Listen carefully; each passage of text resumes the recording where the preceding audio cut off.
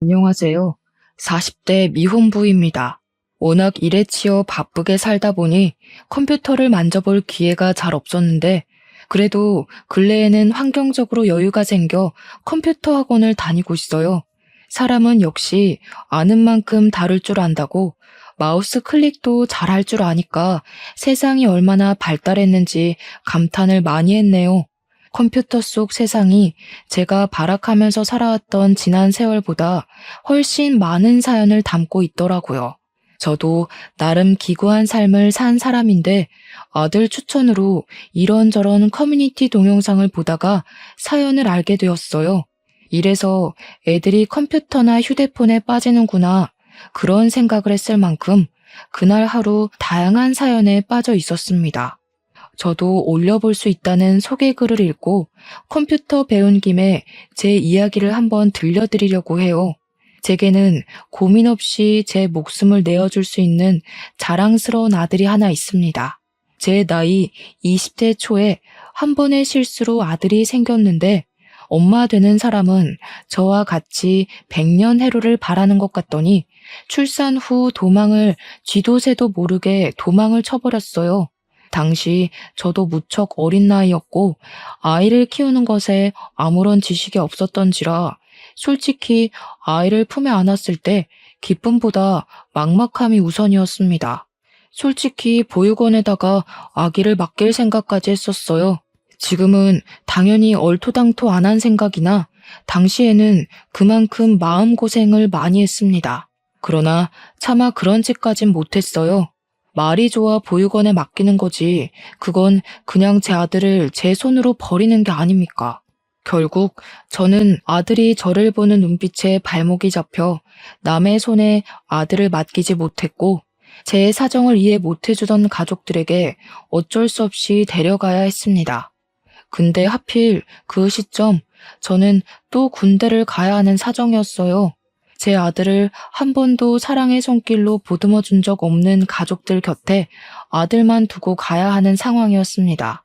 그래서 저는 휴가를 받으면 무조건 잽싸게 집에 와서 아들 곁에만 꼭 붙어 있었어요. 만날 때마다 쑥쑥 커져 있는 아기가 너무 신기했고 또 저를 닮아가는 것 같아서 마음이 괜스레 이상했죠. 그런데요, 제가 저녁이 점점 다가오고 휴가를 더 자주 낼 수 있게 되어서 알게 된 건데 이상하게 아들 태도가 어딘가 모르게 눈칫밥을 먹고 사는 애처럼 늘 조용하더라고요. 특히 누구 하나 큰 소리만 치면 움찔움찔 놀라면서 금세 울음을 터뜨렸습니다. 그 모습이 마음에 걸려 저는 저녁을 앞두고 더더욱 복무에 제대로 집중하지 못했던 기억이 납니다. 저녁이 겨우 한 달 남았을 땐 저녁까지 무한한 세월이 걸리는 느낌이었어요. 그렇게 저녁을 하고 연락할 정신도 없이 바쁘게 본가를 찾아갔던 날 저는 가출을 하게 됩니다. 저는 그래도 저 없는 동안 우리 아들을 봐준 부모님과 누나네 부부에게 감사한 마음을 갖고 양손 가득 소고기를 사들고 갔는데요. 엄마! 얘 또 오줌 쌌어. 야, 울지 마. 누굴 닮아서 이렇게 시끄러운지 모르겠네. 손대기 싫으니까 엄마가 갈아입혀. 걘 누굴 닮아서 그렇게 오줌을 질질 싼다니? 도망갔다는 어미년 닮은 거 아니야? 하필 만나도 이상한 여자를 만나가지곤 그냥 밖에다 앉혀놔. 우리 집은 주택이었어요. 그래서 열린 창문을 통해 우리 아들이 가족들에게 무슨 취급을 받고 있는지가 고스란히 들렸습니다. 발걸음을 꼼짝하지 못하고 충격에 휩싸여 있을 그때 누나가 내복바람인 제 아들을 데리고 현관 밖으로 나왔다가 저랑 정통으로 눈이 마주쳤어요. 누나는 깜짝 놀라서 소리를 빽 지르더라고요. 누나가 안 들어오고 귀신같이 서서 뭐하냐고 놀란 가슴을 쓸어내리고 있었는데 제 눈에는 아들이 소변을 넣어서 젖어있는 내복바람밖에 눈에 안 들어왔습니다. 그리곤 당장 가서 제 아들을 붙잡고 있는 누나를 사정없이 밀어버렸어요. 이럴 거면 처음부터 절대 못 받아준다고 거절했어야지. 다들 다신 나 볼 생각하지 마. 아들 하나 죽었다 생각하고 살아. 나도 가족 다 죽었다 생각하고 다신 안 찾을 테니까. 그날로 제가 집을 나왔던 겁니다. 아들을 데리고 대책 없이 가출을 한 거죠. 제가 애 옷 좀 사입혀달라고 군대에서 모은 돈을 가족들한테 보내주기도 했는데 정작 아들에겐 내복 두세 벌 말고는 입을 옷도 없더라고요. 당시 제법 추운 날씨였음에도 저는 할 수 없이 제 옷으로 아들을 칭칭 감아선 집을 떠났습니다. 그리고 가족 주려고 사왔던 고기도 다시 들고 나왔어요. 그렇게 저는 기차역을 갔고 아들이랑 같이 지방 내려갈 방편을 알아봤어요. 그러면서 제겐 짐이었던 소고기를 기차역 주변에 구걸하고 있는 노숙인들에게 기부하고 기차에 올라탔었습니다. 그렇게 향한 곳이 인천에서 마산으로 가는 길이었어요. 그 뒤로 저는 아들과 함께 거의 마산에서 세월을 보냈습니다. 가족들에게서 도피는 했지만 문제는 돈이었어요. 일단 저는 당장 집이 필요했고 그러려면 당연히 돈이 제일 필요했죠. 그래서 일을 하기 위해 아들을 어린이집에 맡겨야 했는데 그것마저도 돈이잖아요. 기세등등하게 제 아들을 집에서 빼내왔지만 정작 제 손으로 할 수 있는 건 아무것도 없는 상황이었습니다. 너무 막막해서 마산역을 함부로 못 떠나고 있었는데 그 와중에도 고마웠던 건 아들이 울지를 않았다는 거예요. 대신 아들이 얼굴이 꽁꽁 얼어서 붉어져 있더라고요. 일단은 추운 밤을 해결할 곳이 먼저라 생각했습니다. 있는 돈 없는 돈을 다 털어 여관방을 하나 잡고 그렇게 아들을 재웠어요. 그리곤 잠잘 시간이라도 줄여 구직 활동을 하기 위해 여관방 주인에게 컴퓨터를 잠시 부탁했고 독수리 타법으로 이것저것 검색을 해봤습니다. 그러다 발견한 게 애 딸린 미혼부에게 지원해주는 한부모 지원센터였어요. 수입만 적정선을 넘지 않으면 충분히 일을 하면서도 경제적 지원과 아이 학습 지원을 받을 수 있더라고요. 그렇게 저는 아들을 지원센터에 맡기면서 그 시간에 죽어라 일을 했어요. 제 입으로 들어가는 건 거의 신경 쓰지 않고 아들만 열심히 키웠습니다. 주야장천 일용직만 뛰다 보니 어느 날엔 동료들에게 추천받아 수산물을 운송하는 일을 소개받게 되었는데요. 그게 한탕 뛰면 30만 원이더라고요. 물론 물고기를 옮기는 일이라 몸이 힘들 수 있겠지만 제겐 일당 30만 원이 너무 고마운 제안이었습니다. 저는 그걸 업체에 부탁을 해서 현금으로 받았고 차곡차곡 모아 끝내 작은 방 하나를 얻을 수 있게 되었어요. 아들은 그때쯤에 마침 어린이집을 갈 수 있는 연령이 되었어요. 당시 저는 투자해서 돈을 불릴 만한 여유가 되는 사람은 아니었기에 무식하게 돈을 안 쓰고 모으는 것밖에는 몰랐는데요. 그 때문에 제가 아들을 마주할 시간은 극히 적었지만 그래도 아들이 남들에게 뒤처지지 않게 학교도 보내줄 수 있었습니다. 당연히 학원도 보내주었고요. 그렇게만 일하면서 앞만 보고 살았더니 어느새 우리 아들이 중학생 나이가 되어 있더라고요. 문득 그 사실을 깨달았을 땐 제가 맨 땅에 헤딩하듯 가출해서 고군분투하며 살았던 세월이 주마등처럼 지나가더군요. 여관방도 겨우 하룻밤밖에 못 지낼 돈밖에 없던 저는 어느덧 아들에게 투룸 오피스텔을 선물할 수 있는 아빠가 되어 있었어요. 제가 앞만 볼 수 있었던 건 다 아들 덕분이었습니다. 아들이 없었다면 저는 아마 제 손으로 집을 장만하는데 더 오랜 세월이 걸렸을 거고 이만큼 제 시간을 책임있게 보내지 못했을 거예요. 앞으로 우리 아들에게 더 큰 집을 선물해주고 싶었고 나중에 결혼하면 신혼집까지 해줄 수 있을 만큼 돈을 벌고 싶었습니다. 그런데 문제가 좀 있었어요. 경제적으로 안정되면 가족 또한 안정될 거라는 제 생각과 달리 가정의 평화와 부자 관계는 비례가 되지 않는다는 걸 알았어요. 제가 일 때문에 바빠서 쉬는 날 아니고는 아들이랑 아침 밤으로밖에 만날 시간이 없었는데요. 그래서 어린 아들은 제가 쉬는 날을 좋아했고 늘 저를 기다렸습니다. 그걸 알아서 저는 그날만 되면 꼭 아들이랑 외식하거나 아들이 좋아하는 걸로 배달을 시켜 먹곤 했어요. 그런데요, 이렇게 저와 함께 시간 보내는 걸 좋아하던 아들이 어느 순간부터 약속이 있다고 자주 나가더라고요. 원래 사춘기가 되면 부모란 존재가 자식들의 우선순위에서 밀려난다고 하잖아요. 그래서 그땐 우리 아들도 사춘기가 와서 아빠보다 친구가 더 좋아진 건가 싶었어요. 아쉽긴 했지만 제가 아들이랑 같이 못 있어주는데 친구라도 잘 사귀면 안 심심하니까 아들이 외출한다고 하면 족족 다 허락해 주었습니다. 그리고 아들 생일날 그때만큼은 아들이 저랑 시간을 보내지 않을까 싶어서 일부러 일을 일찍 빼고 귀가를 했습니다. 그런데 아들이 집에 없더라고요. 전화를 해봤더니 아들이 또 외출을 한 거 아니겠습니까? 나 지금 친구랑 있어. 저녁 먹고 들어갈 것 같은데? 그러니? 아빠가 용돈 준비했는데 들고 가지. 혹시 놀다가 돈 모자라면 얘기해. 아빠가 이체해줄게. 아들은 저와 같이 생일을 보내지 않는 것에 대해 아무렇지 않은 듯 했습니다.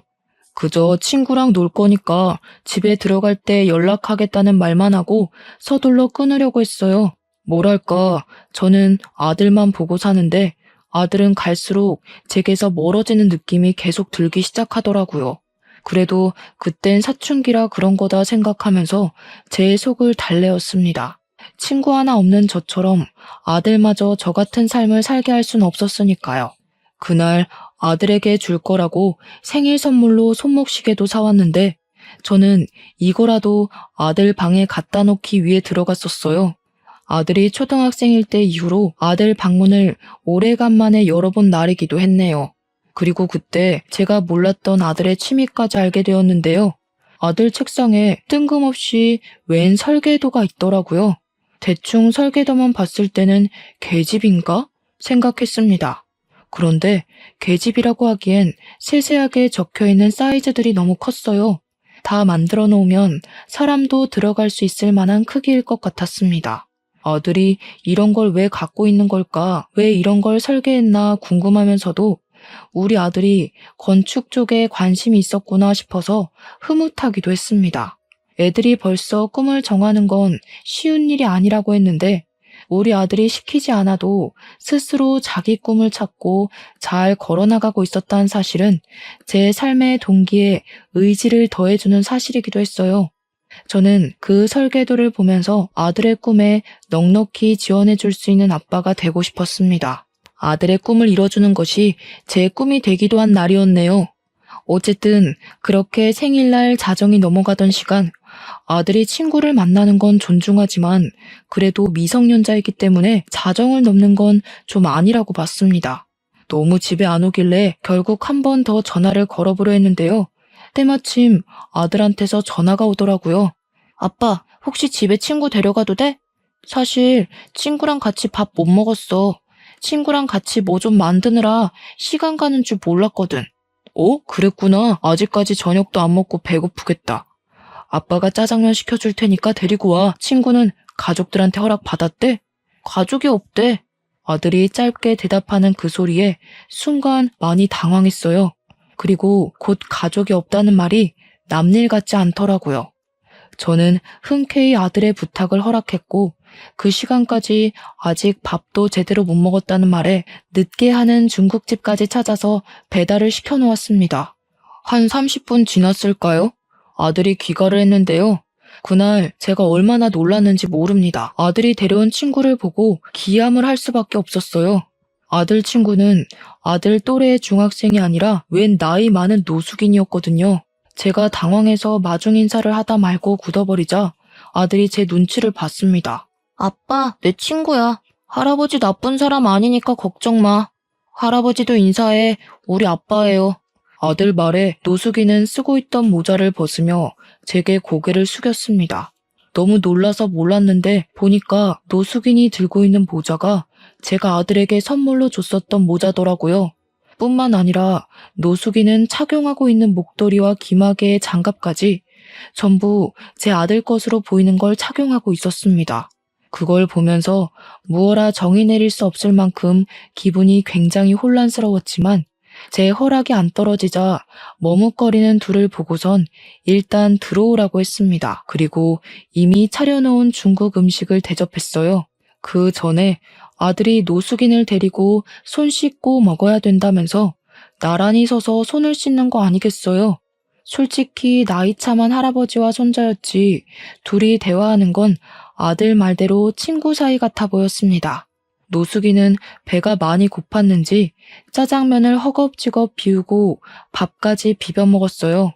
그러니 옆에서 아들이 천천히 좀 먹으라고 몇 번 말했냐면서 노숙인을 꾸짖었고 그러면서 자기 몫의 짜장면을 건네기도 했습니다. 그때까지만 해도 저만 그 상황이 정리가 안 돼서 그들로부터 멀찍이 떨어져 있었어요. 대체 어쩌다가 아들에게 노숙인이 둘러붙은 거지 싶더라고요. 문득 아들이 통화로 친구랑 뭘 만들다가 저녁 먹을 시간을 넘겼다는 말이 떠올랐는데 그렇다면 저 노숙인이랑 무슨 위험한 일이라도 했던 건가 싶어서 의심까지 들었습니다. 그런 신분 불분명한 사람을 이 집에 재우기까지 하는 상황이 되었어요. 아들 부탁으로 노숙인을 하룻밤 신세지도록 허락을 해줬는데 차마 아들 방에서 같이 자게 할 수 없어서 이불이랑 베개를 따로 거실에 내어주고 보일러를 틀어놓았습니다. 부자가 쌍으로 좋은 사람들이구먼. 너무 고마워요. 아들을 얼마나 잘 키워놨으면 애가 저렇게 바람직합니까? 요즘 세상에 부모 버리고 가는 자식들도 많은데 아빠가 이리 마음 좋은 사람이니 아들도 그리 클 수밖에 없었나 보네요. 노숙이는 제게 너무 고맙다며 연신 인사를 했지만 저는 대충 예의에 받아주고 아들 방에 황급히 들어갔어요. 그리곤 다급한 마음에 그만 아들을 다그치고 말았죠. 저 사람 친구 맞아? 언제부터 친구였는데 도대체 어디서 왜 저런 사람이랑 어울리게 된 거야? 저런 사람이라니 내 친구라니까. 초등학생 때 만났어. 학원 가기 전에 놀이터 앉아있으면 할아버지가 놀아주고 그랬는데 듣자 하니 오늘 내일 만난 사이가 아닌 것 같았어요. 그게 더 저를 속 터지게 만들었습니다. 상당히 어린 나이부터 비위생적인 노숙인과 어울렸다는 것인데 대체 어쩌다가 공부 잘하고 학교 생활과 교우관계 좋은 줄만 알았던 우리 아들이 엇나갔을까? 그 생각이 먼저 들었어요. 어느 누가 내 자식이 노숙인이랑 어울리고 다닐 줄 알겠습니까? 부모로서는 상상도 못할 일이고 이걸 아는 순간 뒤로 넘어갈 큰 사안이잖아요. 그래도 저는 최대한 아들 심기 상하지 않도록 화를 억눌렀어요. 친구 없어? 저런 사람이 어떤 사람들인지 몰라? 그 많은 친구들은 다 어쩌고 왜 하필 노숙자랑 어울려?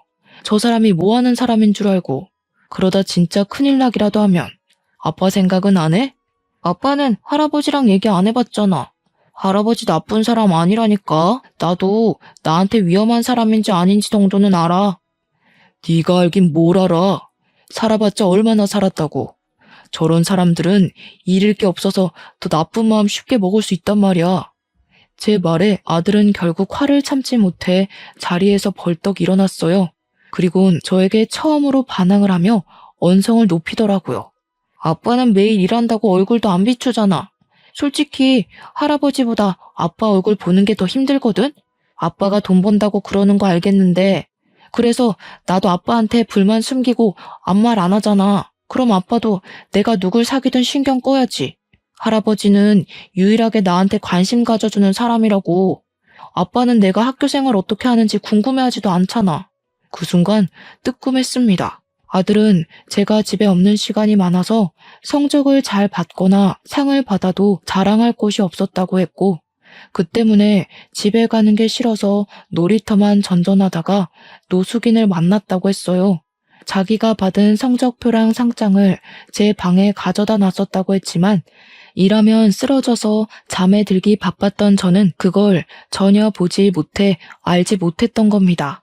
아들 나이에는 성적표로 인정을 받고 안 받고가 제법 중요한 요건인가 보더라고요.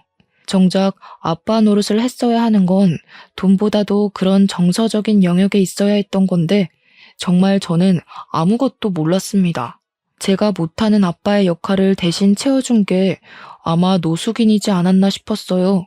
노숙인만이 아들을 인정해주면서 천재라고 잘 컸다고 칭찬을 해줬는데 아들은 그게 너무 고맙고 좋아서 이것저것 자랑을 더했고 그러다 보니까 주기적으로 만나게 되었다고 했어요. 그 말을 듣는데 아들을 나무라다가도 제 스스로 돈만 생각하느라 아들 마음을 신경 못 썼다는 것에 죄책감이 밀려왔습니다. 하지만 그건 그거고, 그렇다고 아들이 정체불명의 노숙인을 어울리게 두는 건 솔직히 부모로서 용납이 안 되었어요. 무슨 이유인 간에 노숙자는 안 돼. 안 그래도 아빠가 항상 살펴봐주지도 못하는데 네가 계속 노숙자랑 어울리면 걱정이 되겠어, 안 되겠어?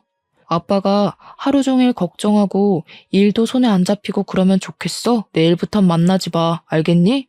싫어, 아빠가 언제부터 나 신경 썼다고. 그냥 평소처럼 내가 뭘 하든 어디서 어떻게 지내든 관심 갖지 마. 아빠가 나 먹여주고 키워준다고 해서 내 인생까지 통제할 권리는 없어. 아들은 노숙인에 대해서 진심이 있기라도 한 듯 제게 대들었습니다. 이게 진심인 건지 아니면 제가 자신이 가진 것에 대해 무작정 부정적으로 봐서 느끼는 반감인 건지는 모르겠어요. 이러나 저러나 저는 난생 처음 아들이랑 다퉈봤고 그 다툼은 그저 노숙인으로 인한 일시적인 순간이라고 생각했습니다. 그런데 저는 그날로 아들과 남보다 못한 사이가 되어버렸어요. 우리 다투는 소리가 밖으로 새어갔는지 현관문 소리가 나길래 저랑 아들이 목소리를 일체 멈췄었거든요. 저희 둘의 극단적인 상황에만 신경 썼다 보니까 밖에 노숙인이 들었을 수도 있겠다는 생각을 미처 못한 거예요. 설마 싶어서 나가봤더니 역시나 그 노숙인은 이미 집을 떠나고 없었습니다. 심지어 아들이 줬던 모자랑 목도리, 장갑 이런 거 다 가지런히 놓고 나갔어요. 이게 바로 저와 아들이 남과 같은 사이가 되어버린 이유입니다. 아들은 그때부터 저를 극도로 미워했고 멀리하기 시작했어요. 아마 사춘기가 더 심해져서 저를 투명인간 취급했을 겁니다. 제가 항상 아들이랑 같이 겸상을 못하기 때문에 아들이 집에 오면 간단한 요기를 할 수 있도록 이것저것 사놓는 편이었거든요. 아들이랑 싸워도 저는 아빠니까 제 자식 입에 들어가는 것들이 중요하잖아요. 그래서 변함없이 행동을 했을 뿐인데 아들은 제가 사놓은 걸 손대지도 않거나 새 것 그대로 쓰레기통에 버리기만 했습니다. 집에서 밥도 안 먹는 건지 제가 해놓은 밥은 말라만 갔어요. 뿐만 하겠습니까? 제가 용돈하라고 돈을 이체시키면 다시 제게 돈을 도로 돌려주기도 했어요. 학교에서 급식을 먹는다고 하지만 그래봤자 한 끼잖아요. 용돈도 반납하고 집에 사놓은 음식도 손을 안 대는 거면 밥을 한 끼만 먹는다는 건데 한참 성장할 나이에 영양적으로 부족할 것 같더라고요. 주말에는 아주 아침에 나갔다가 아주 밤늦게 들어오거나 방에서 밥도 안 먹고 공부만 했어요. 그럴수록 아들 건강이 걱정되더라고요. 제가 화해를 시도해도 아예 말을 할 기회조차 주지 않으니 저는 아들이 스스로를 해치는 걸 보면서도 아무것도 할 수가 없었습니다. 그나마 아들이 학교는 간다는 걸로 위안을 삼을 수밖에 없었죠. 군대를 전역하고 저는 정말 아들 하나만 보고 살았습니다. 아들 잘 될 일만 생각하며 버텨왔는데 정작 실상은 그저 제가 아들 핑계를 대고 제 인생을 자기 위로하고 있지 않았나 싶더라고요. 문득 깨달았어요. 내 아들이란 이유만으로 내 마음대로만 주무르고 있었구나 라고 말이죠. 하지만 제가 깨달았을 땐 이미 부자관계가 너무 멀리 벌어졌을 때였어요.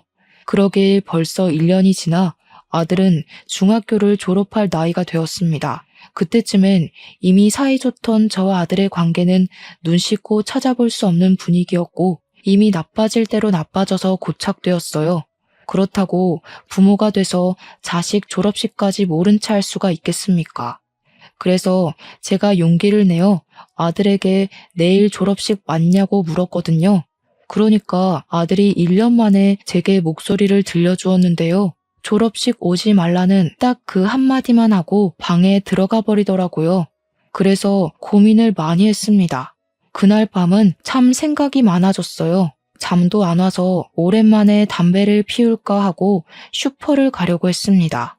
대충 외투만 걸친 뒤 슬리퍼를 신고 나왔는데 누가 저희 집 문고리에다가 웬 종이 가방을 걸어놨더라고요. 뭔가 싶어서 주위를 둘러보다가 안을 봤더니 새 휴대폰이었어요. 그리고 그 안에는 정갈한 글씨체로 적힌 쪽지가 들어 있었습니다. 그 쪽지를 보고 저는 급히 1층으로 내려갔어요. 그리곤 주위 사람들을 둘러보면서 한 인형을 찾기 위해 바삐 뛰어다녔죠. 아무리 돌아다녀도 휴대폰을 주고 간 사람을 찾을 수가 없었어요. 쪽지를 다시 봤습니다. 쪽지에는 제 아들 이름이 적혀 있으면서 아들이 갖고 싶어 했던 휴대폰이라고 아들이랑 꼭 화해하라는 내용이 적혀 있었어요. 그리곤 마지막에 작은 글씨로 이 아들만도 못한 애비야 라고 적혀 있었는데 이 사람이 누군지 알 것만 같더라고요. 분명 그때 그 노숙인일 거라고 확신했습니다. 저와 아들 사이를 같이 알고 있는 사람은 그 할아버지밖에 없었으니까요. 결국 노숙인 찾기는커녕 담배 피울 생각도 못하고 다시 집에 들어왔어요. 휴대폰이라면 진짜 비싼 제품이 아닙니까?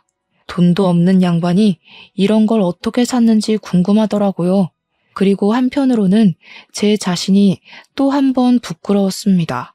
노숙인은 제가 아들에게 홀대받고 있다는 걸 아는 것 같았고, 그렇다는 말은 아들과 여전히 만나고 있다는 것도 증명이 되는 말이었어요.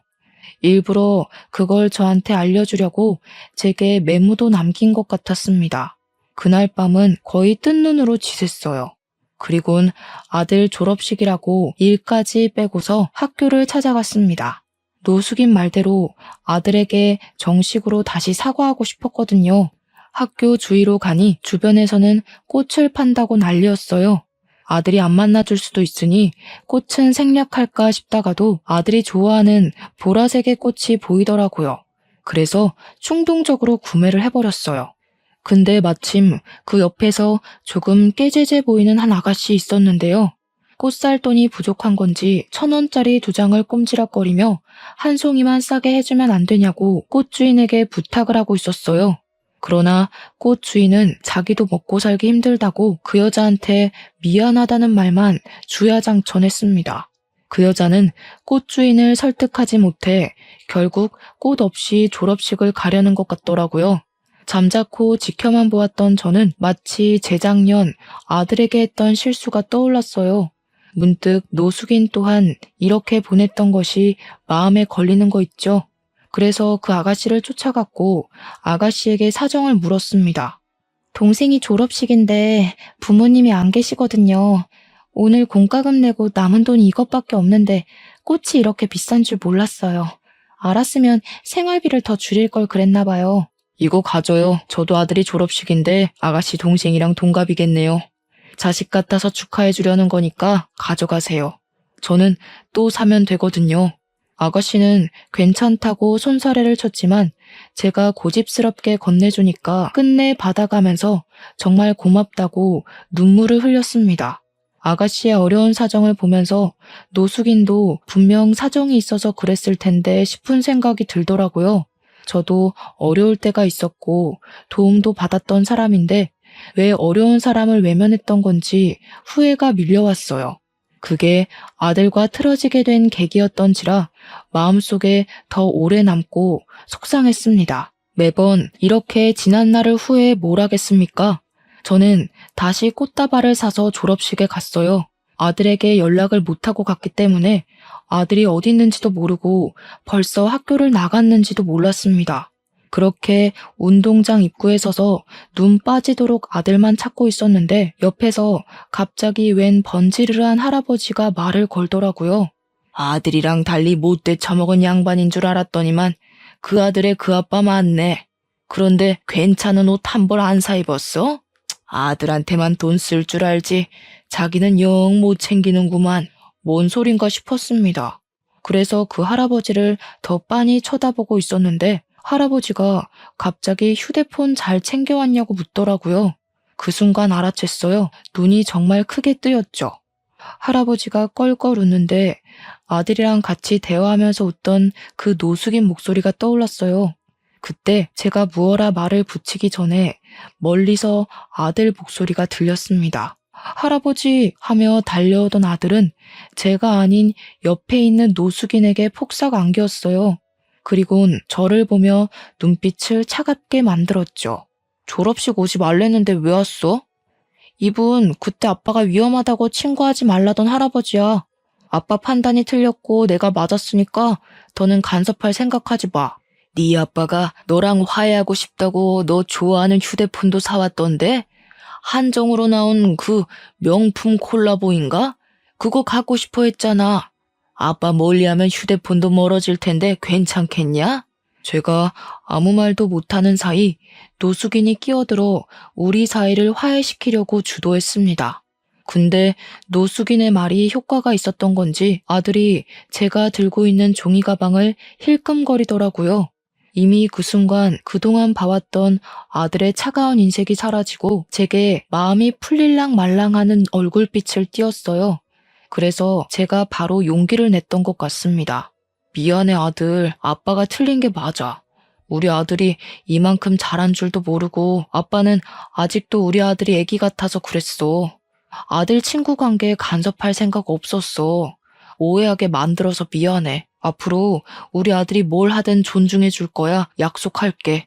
그리고 저는 노숙인에게도 죄송했다고 고개를 숙였습니다. 노숙인에게 무슨 사정이 있는진 묻지 못했지만 그날의 실수는 제 탓이 맞기 때문에 사과를 우선으로 해야 된다고 생각했어요. 연신 용서를 구했는데 노숙인은 그저 웃기만 하더니 오히려 제게 더 고맙다고 말씀하시더라고요. 눈 감기 직전까지 가족의 품은 못 느끼고 죽을 줄 알았는데 손자 같은 친구를 만들어줘서 고맙다고 하는 거 있죠. 그리곤 자세한 얘기는 식사하면서 나누자더니 저희를 데리고 자그마한 고급 중식 레스토랑을 들어섰습니다. 예약을 해놨다고 했고 저희는 바로 방을 안내받았어요. 근데 좀 당황스러웠던 것은 그곳에 들어가니까 직원들이 노숙인을 향해 고개를 숙이는 거 아니겠어요? 손님한테 인사하는 것 치곤 주방에 있는 사람까지 나와서 인사하길래 그게 좀 당혹스러웠어요. 대체 노숙인의 정체는 뭘까? 그 생각만 하면서 안내해주는 자리에 앉았고 음식은 곧바로 세팅이 되었습니다. 셋이서 먹기엔 정말 푸짐했는데 그것에 아들이 오래간만에 신난 얼굴을 보이더라고요. 대체 이게 다 뭔지 저는 더 이상 참지 못해 머릿속에 담고 있던 걸 물었습니다. 그러자 먹고 좀 얘기하자며 저더러 성질 급하다고 나무라던 노숙인은 제 아들에게 탕수육을 퍼주면서 얘기해 주었어요. 내가 자식들한테 버려진 사람이야. 그렇다고 지금은 불쌍하게 보진 말고 내가 한때 작은 사기업 대표를 하던 사람이었는데 부동산 투자에 건물까지 해서 돈 좀 꽤나 있었다고. 돈 많으면 좋잖아? 나도 그런 줄 알았지. 근데 돌아보니까 자식들이 내 돈 가지고 싸우고 있는 거라. 그것 때문에 속이 상했던 노숙인은 60살 나이에 치매인 척 연기를 했다고 했어요. 그랬더니 황당하게도 자식들이 노숙인 도장을 훔쳐내서 손을 썼다더라고요. 돈만 쏙 챙겨서 해외여행 같이 가는 척 공항까지 동행했다가 노숙인만 공항에 버린 후 자기들끼리 이민을 가버렸다네요. 노숙인은 자식들이 자기를 버린다는 걸 알고 있었지만 그 충격과 슬픔에 아무것도 하고 싶지 않았다고 했어요. 더 이상 살고 싶지도 않아서 그냥 이대로 죽을 생각도 했었다는데 가장 힘이 들 때 우리 아들을 만났다고 했습니다. 우리 아들이 놀이터에 혼자 앉아서 다른 애들 노는 것만 구경하고 있었대요. 그래서 놀라지 않게 슬쩍 다가갔는데 아들 손에 교과 상장이 쥐어져 있는 걸 알고 부모님한테 자랑하라고 칭찬해 주었다고 했어요. 그러면서 아들이랑 대화를 하다 보니 아들이 부모로부터 결핍이 있다는 걸 느꼈다고 했죠. 그날 뒤로 말 안 해도 같은 자리 같은 시간에 계속 둘이 마주쳤는데 어느 순간 말동무가 되었고 우리 아들이 자기한테 보여주는 배려 덕분에 노숙인이 다시 일어설 용기를 얻기까지 했다고 했습니다. 듣자 하니 아들은 노숙인에게 비랑 추위를 피할 수 있는 집을 만들어줬고 제게 받는 용돈을 모아서 노숙인한테 고스란히 나눠주기도 했답니다. 그러면서 힘내라고 말해주는 우리 아들 말에 노숙인은 이대로 살아선 안 되겠다고 마음을 먹었고 자신이 받은 만큼 우리 아들에게 선물을 주고 싶다고 했었어요. 내가 이 중식 사업을 1년 만에 일으켰어. 처음에 반년 정도는 빈약했지. 그때마다 네 아들이 네 돈을 나한테 얼마나 갖다 바쳤다고? 내가 그 돈 아니었으면 이 사업도 연구 못했어. 돈이 있어야 연구를 하지. 그 말을 듣자 우리 아들이 남에게 용돈을 주고 있었다는 것도 놀라웠지만 문득 생각이 났던 게 아들 책상에 있던 설계도였습니다. 그게 노숙인을 위한 작은 쉼터였다는 것이 더 놀라웠어요. 근데 여기서 더 놀라운 건 노숙인의 바람이었는데요. 우리 아들이 건축에 재능이 있는 것 같다고, 아들이 자신의 사업에 보탬이 되어준 것처럼 노숙인도 우리 아들 미래에 지원을 해주고 싶다고 하더라고요. 아직은 레스토랑 치곤 좀 작지? 근데 내가 사업 수완이 좋은 사람이라서 1년 뒤에는 훨씬 더 커져 있을 거다. 내가 살아있는 한 잘 되기만 할 거야. 근데 내가 또 언제 갑자기 죽을지 모르잖아. 그래서 이 가게를 네 아들 명의로 해놨거든. 섭섭한 건 아니지? 네 돈이 아들 돈이고 아들께 네 거고 다 그런 거 아니겠어? 처음엔 농담인 줄 알았습니다. 그런데 노숙인이 건축물 대장을 보여주더라고요. 그제야 모든 게 실감이 나서 바로 거절을 했어요. 마음은 너무 감사하지만 우리 아들은 이런 보답을 바라고 그랬던 게 아닐 거예요. 단순히 친절을 베풀었다고 해서 이렇게 큰 걸 받는 건 말도 안 됩니다. 가족 간에 안 좋은 일이 있으셨다고 해도 이런 건 가족 문제지 저희가 개입하면 안 될 것 같아요. 이미 내 재산 꿀꺽한 놈들인데 뭐 더 줄 게 있다고. 애비 버려놓고 또 내 돈 탐내면 나 2번은 안 봐줘. 바로 깜빡 넣을 거야. 나 죽었다고 생각하는 자식, 나도 죽었다고 생각하면 그만이야. 나한테 네 아들이 이미 새로 생긴 친구이자 손자라니까 그러네. 노숙인의 확고한 고집에 할 말을 잃고 있었는데 옆에서 아들도 자기 좋아해주는 할아버지랑 가족하고 싶다고 하더라고요. 그 말을 듣는데 순간 움찔했어요. 제가 아들 데리고 살면서 중간중간 본가에서 전화 온 적이 몇 번 있었는데 그때마다 아빠랑 엄마가 그깟 애미 없는 자식 때문에 천륜을 끊을 생각이냐고 막말을 했거든요. 거기다 대고 저도 천륜 이미 끊긴 거라고 뭘 기대하냐고 욕을 하며 단절했었습니다. 저는 나름 아들 안 들리는 곳에서 통화를 했다고 생각했는데 아무래도 아들이 여태 듣고도 못 들은 척 그랬나 봅니다. 아들에게 이런 가정 환경을 만들어준 근원이 저라서 저는 또 미안했어요. 더 이상 노숙인과 아들의 뜻을 제지시키지 못했죠. 노숙인에게 너무 고맙고 면목 없어서 연신 감사하다고 고개만 숙였습니다. 제가 생각이 짧았어요. 사람을 편견으로 판단하는 게 아닌데 어르신께 큰 결례를 범했네요. 평생 사죄하면서 살겠습니다. 그래, 그래야지. 근데 내가 안 보이는 데서 사죄를 하면 뭐하나? 수산물 운반 작업한다고 했지? 이참에 내 밑에 들어와서 운영 좀 배우는 게 어때? 어쩜 이렇게 끝도 없이 사람을 미안하게 만드는 건지. 아들 말대로 노숙인은 나쁜 사람이 아니었어요. 오히려 수호천사나 다름없는 존재였죠. 저는 어르신 덕분에 허리 아픈 거 참아가며 물고기 옮기던 일을 그만두고 중식 식당으로 이직을 했습니다. 그때 기적 같았던 일이 벌써 3개월이나 흘렀네요. 저는 바뀐 직장이 아직 전혀 적응이 안 돼요. 한 번씩 어르신한테 혼쭐 나면서 배우고 있어요. 일이 많이 서툰데도 불구하고 월급은 분에 넘치게 받고 있어서 더 면목 없게 살고 있습니다. 무엇보다 기쁜 사실은 아들과 이전처럼 부자 관계가 회복되어 가는 중이라는 거예요. 아들이 학교를 마치면 학교랑 가까운 이곳으로 하교를 하는데요. 제가 바쁘면 저를 직접 찾아와서 학교 다녀왔다고 인사를 해줘요. 아직 아들과 대화할 때는 어색한 부분이 없지 않아 남아있지만 저는 아들이 먼저 다가와 준 것만으로도 큰 행복을 느끼는 중입니다. 노숙인이 시켜서 요리를 해본 적도 있었는데 그걸 아들이 시식도 해줍니다. 한 번씩 운이 좋아서 제 손맛이 괜찮을 때가 있는지 아들이 종종 인정해줄 때가 있거든요.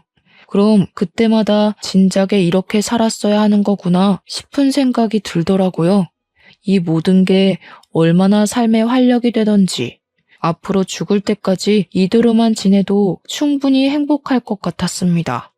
참, 그리고 저희 아들은 노숙인이 정말로 지원해주는 덕분에 건축 쪽 학원까지 다니면서 재능을 키우고 있어요.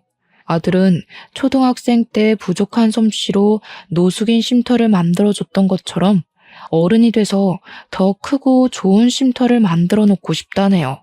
그리고 어르신과 함께 저는 어중간하게 키운 요리 솜씨로 노숙인들 짜장면 제공하는 봉사를 다니고 있습니다. 근데 여기서 좀 뜻밖의 사람을 만나요. 제가 그곳에서 봐선 안 될 사람을 목격하게 되었는데요.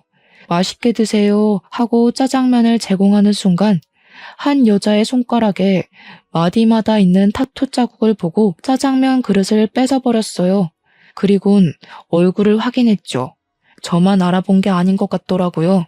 여자의 눈동자가 흔들리더니 저를 한 5초 바라보고 뒤늦게 놀라 도망을 가려 했습니다.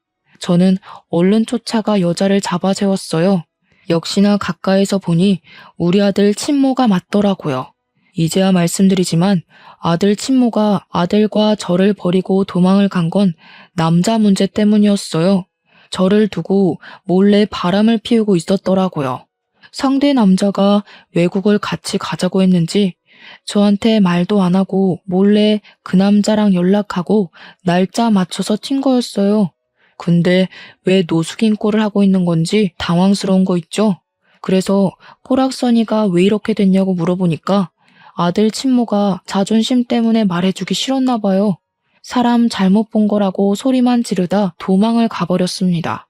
보아하니 바람 피웠던 상대한테 버림받은 것 같았어요. 친모는 남자만 믿고 자기 투자를 안 하는 여자였기 때문에 아마 남자가 없어서 거지가 되지 않았나 싶습니다. 그리고 왠지 제 가족이 어떻게 살고 있는지 궁금해하시는 분 계실까 말씀드리는데요. 가족은 제가 일하는 중국집에서 마주쳤어요. 누나 부부네가 저희 아들 나이보다 2살이 어린데 저희 아들이 다녔던 중학교로 입학했더라고요. 입학식 날 부모님까지 총출동해서 식당에 왔다가 저랑 마주쳤습니다. 부모님이 바로 저를 아는 체 하면서 아들아 불렀는데 저는 그 손길을 뿌리쳤어요. 꼴들이 말이 아니더라고요. 입학식 왔다면서 왜들 등산복 같은 운동복을 입고 있는 건지 그건 엄마가 쓸데없이 입이 싸서 알 수 있었습니다. 저 천하의 몹쓸 놈이 우리 집을 다 말아먹었잖니. 네 매형이 하는 사업 다 부도났어. 멍청한 게 친구랑 동업했다가 자기 혼자 빚더미로 홀랑 뒤집었었지 뭐야. 에휴, 내 팔자가 개 팔자야. 그런 식으로 말하지 말랬지. 엄마 때문에 이 사람이 더 눈치 보는 거잖아. 되던 일도 안 되게 생겼네. 짜증나게 굴면 나도 집 나가버린다. 그러니까 매형 때문에 집이 망해서 무려 3세대나 되는 가족이 방 2개에 작은 거실 하나 있는 곳에 살면서 장 보러 가는 것도 돈 아까워 거의 김치에 밥만 먹고 산다네요. 그날은 조카가 입학식이라서 몇 년 만에 외식을 하는 거랍니다. 우리 아들을 잡아먹을 듯 이빨 드러내던 사람들이 서로 핥히는 말을 하고 있으니 꼴 좋다 싶었습니다. 그러거나 말거나 저는 천륜을 끊어버렸는데 무슨 상관인가요? 내 알바 아니라고 모른 척 하려고 했더니 엄마가 자꾸 저를 붙잡으면서 유니폼이 좋아 보이는데 이곳에 오래 일했냐고 정직원이냐고 이것저것 관심을 보였어요. 그러자 분주한 분위기에 사무실에서 나온 노숙인은 제게 다가와 친히 엄마를 떼어내 주었습니다. 그러면서 사장 될 사람 함부로 만지는 거 아니라고 해줬고 여기서 더 소란 피우면 테이블 밖으로 내줄 테니 야외에서 먹게 할 거라고 상냥하게 말씀하셨어요. 그러자 가족들은 사장이라는 단어에 제게 묻고 싶은 것이 많아 보이는 눈치였지만 입 다물고 짜장면만 먹었습니다. 그날은 그렇게들 돌아갔는데 아마 조만간 또 찾아오지 않을까 싶어요. 그땐 우리 아들 생각해서라도 다신 엮이지 않게 정신 똑바로 차리고 쫓아낼 생각입니다. 저희는 이렇게 불안과 행복 사이를 오가면서 지내고 있어요. 막상 기적처럼 행운이 쏟아지니 행복할수록 불안도 큰 것 같다는 걸 느낍니다. 항상 자만하지 않고 가진 것을 지키는 데만 에너지를 쓰며 살 것 같네요. 그럼 긴 글 들어주셔서 감사합니다. 늘 평안하세요.